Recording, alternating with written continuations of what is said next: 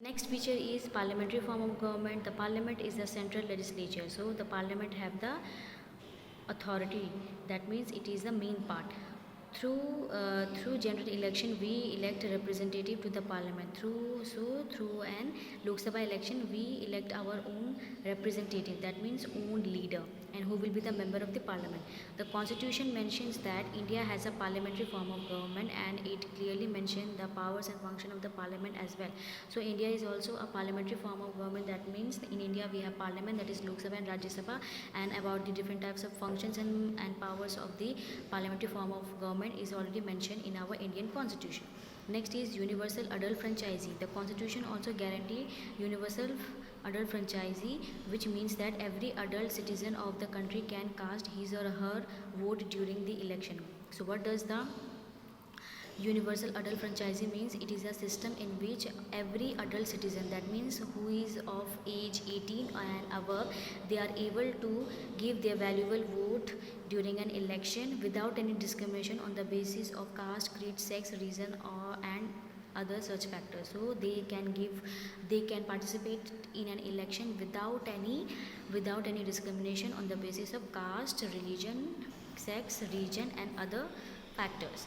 Next is separation of power. The constitution clearly demarcates and defines the power and role of the three organs of the government, that is the executive, the legislature, and the judiciary. So in our India, the powers are separated into three equal bodies, that is first is executive, legislature, and the judiciary. The legislature frame law. So what does the legislature do? The legislature frame law, that means the Lok Sabha and the Rajya Sabha. The executive implement them, that means the executive are the different types of officers, or you can say just like prime minister and president, they implement the laws which were made by the legislature. And the judiciary resolve dispute and maintain law and order. So what does the term judiciary mean? Judiciary means Supreme Court and High Court, and their main work is to settle the dispute and maintain the law and order in a country.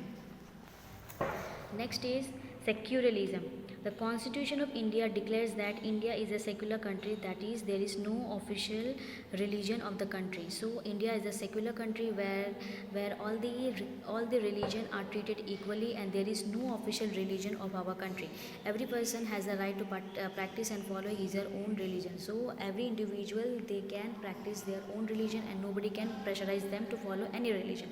Everybody have a choice to choose their own religion. Next is fundamental rights. The Constitution of India guarantees certain basic rights to all its citizens. So the Constitution of our India guarantees certain rights to all the citizens, and nobody can take their rights from them.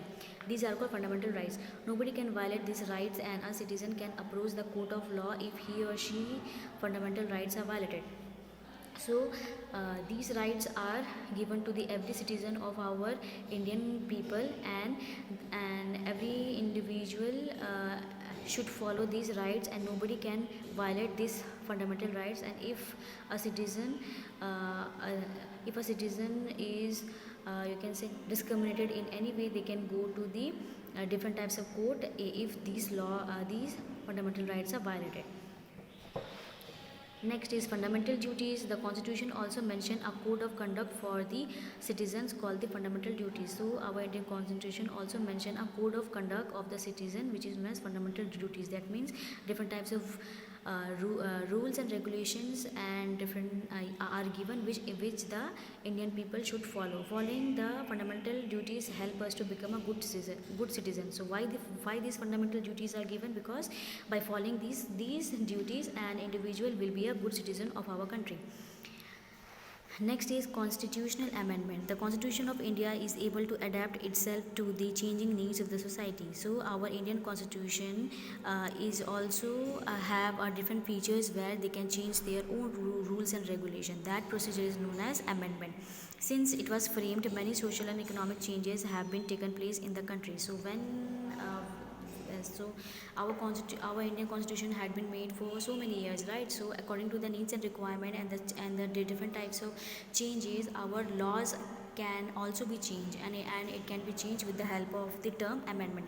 Some guidelines given in the Constitution might have become outdated. So by the process of amendment, it is possible to add or modify the existing rule of the Constitution. So with the help of the amendment, we can change or modify the existing rules according to our needs and requirement. For example, in 2005, the Hindu Succession Amendment Act gave daughter equal rights in the parental property. So earlier, that means before 2005, only boy, that means only sons were getting the property of their parents. But no, but now that means from the year 2005, a Hindu Succession Amendment Act was passed in the Indian Parliament, and with that, both son and daughter will get the equal share in the parental property. As the constitution continuously modify itself to suit the needs of the people, it is called living document. So our constitution is also known as living document. Why? Because it continuously modify the rules and regulation according to the needs of the people. That's why it is called living document.